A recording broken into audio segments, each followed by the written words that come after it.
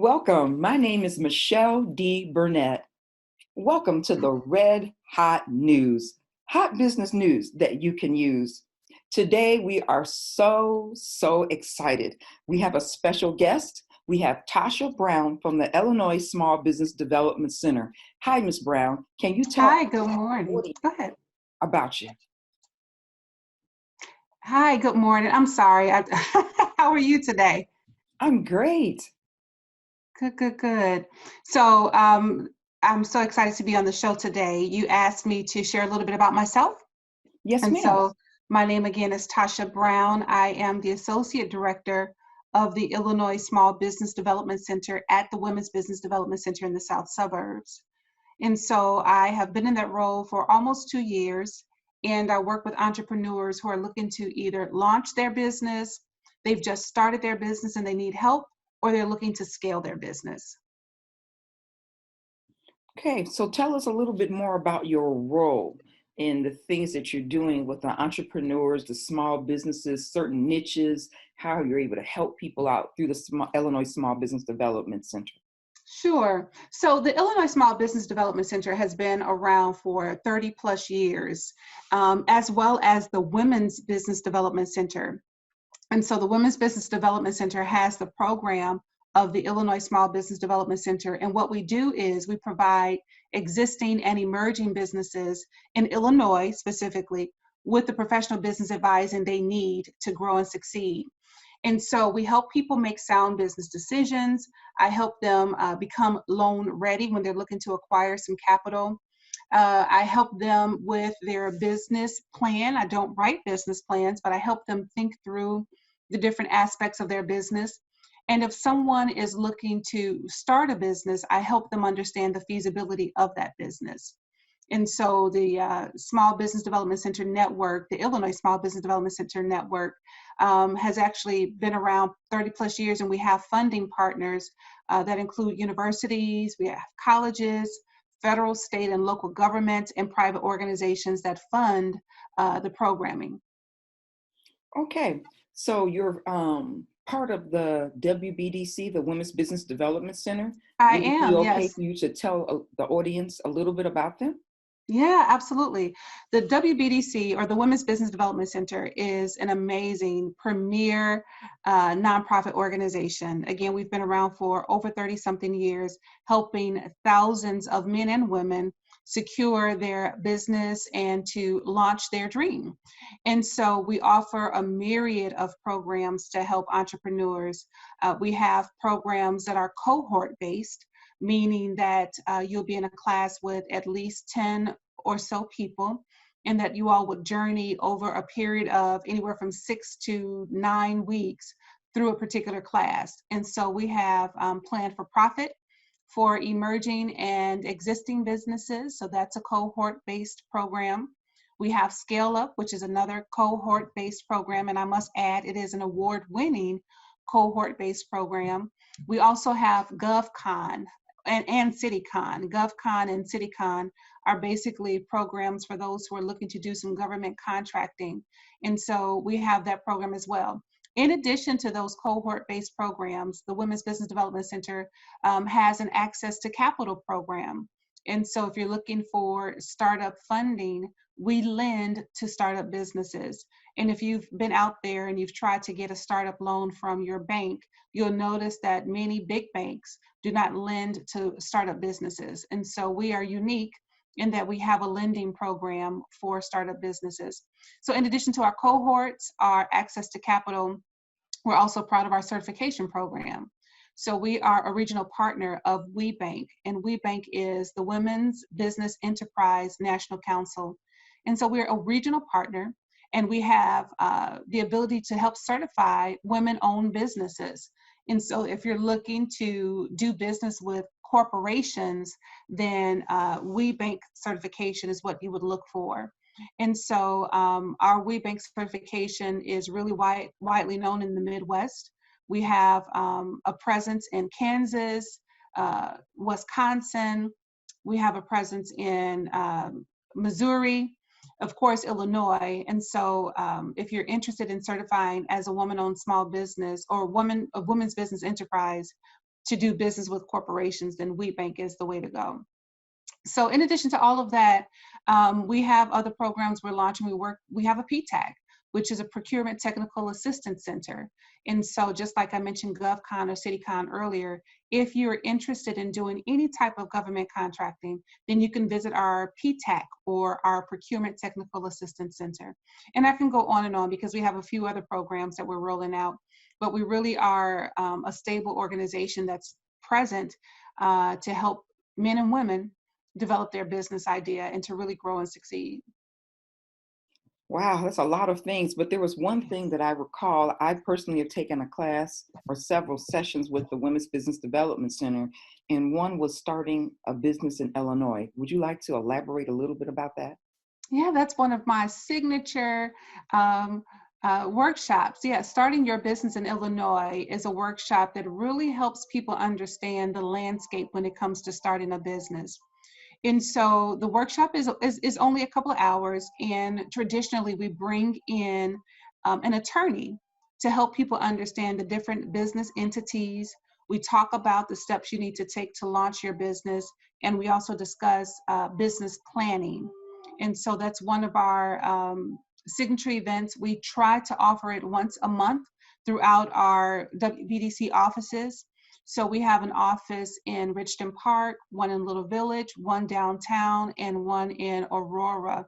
And so between those 4 offices, more so between the 3, downtown, Little Village, and Richton Park, we look to host a Starting Your Business in Illinois workshop at least once a month.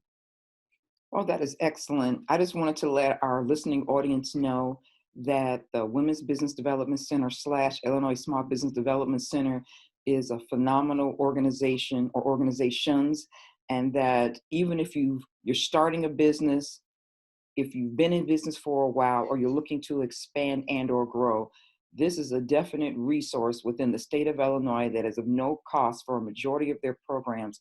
And you need to connect with Tasha Brown at the South Suburban branch and to learn more. And at the end of our program, she'll give you the contact information on how to reach her during their virtual time. This is something that you definitely need. There's always resources being put out there that's going to help your business and for you to do something else very important, and that's share with other people. It's not for us to get the information just for 1 or 2, but it's for us to share that others can grow and be blessed by this also. So let's also talk about this, Ms. Brown. We have a lot going on with COVID-19. My goodness. We've had several podcasts with the Red Hot News talking about how entrepreneurs, how we can navigate through this, how we can include podcasting. And now you are coming to add some meat up on the rest of what we're putting on out here. And I would like for you to tell our listening audience, how can these business owners differentiate all this information? We have things coming from the banks, things coming from QuickBooks Online, vendors, this. Can you please tell us what's going on with all of these business loans that the government has said that they're issuing to business owners? We're getting so much information. You don't know if you go right, left. So please, can you tell us more about this? I can. Let me say this. To the listening audience, I am going to give you a very high level understanding of what's available, but I do want to encourage people to have a one-on-one conversation. Our advising is at no cost to you. And so there is so much information, and it will be best suited for you to give me a call, set up an appointment, and we can go through things one by one. But let me say this, you are absolutely right, Ms. Burnett. There is so much information out there. And I want to start with the 2 items that are of most importance. It is the Economic Injury Disaster Loan, which is offered through the SBA as part of the CARES Act, and the Paycheck Protection Program, which is also offered because of the CARES Act. Now, let me just preface what I'm going to say with this.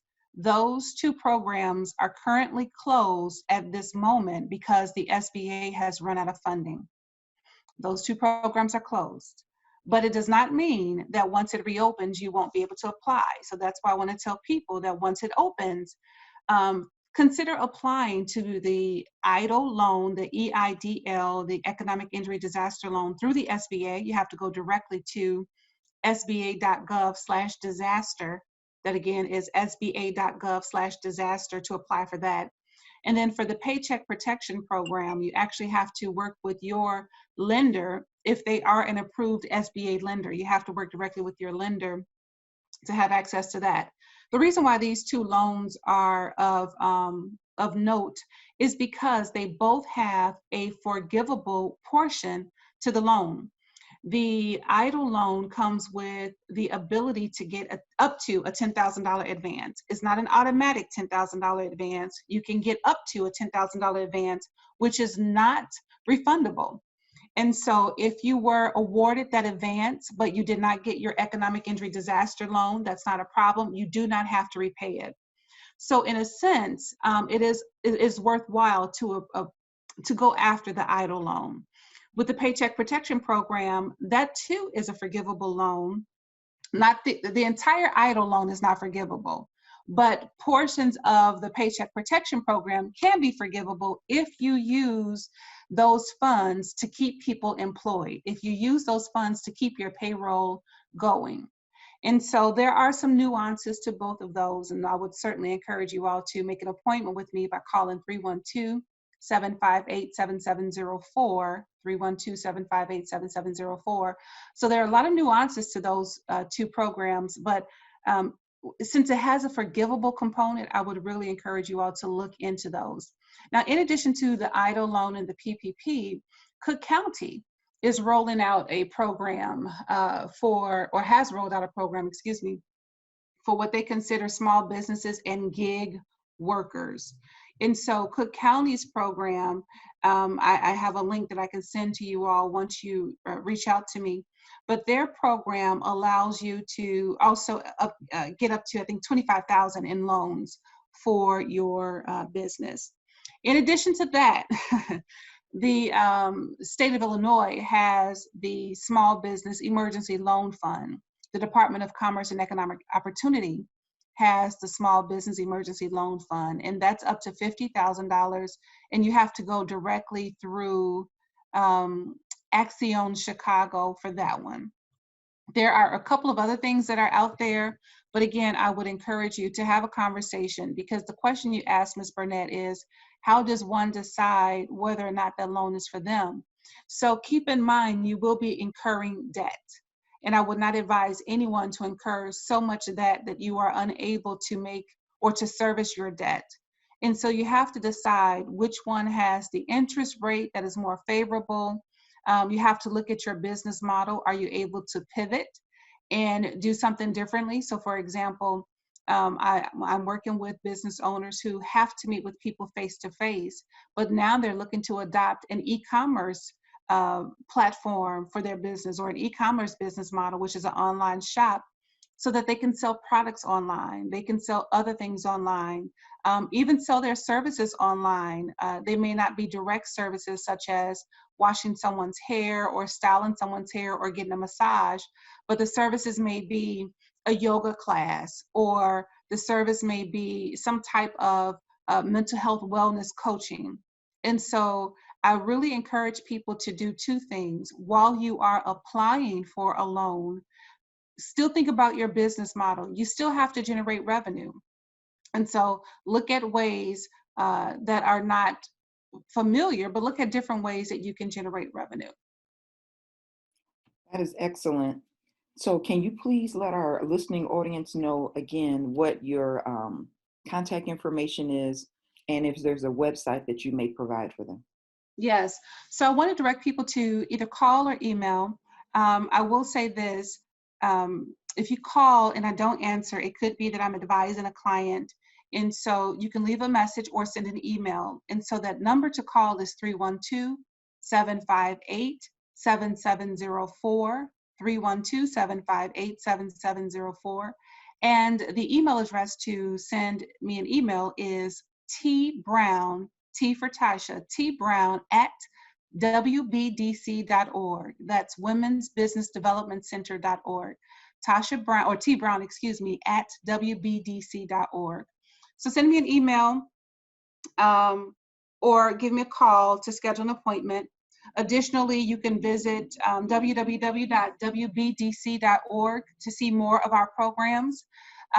There might be some things that you're interested in that I don't offer, but it is offered throughout the WBDC. I will point you in the right direction. And so we have a whole slew of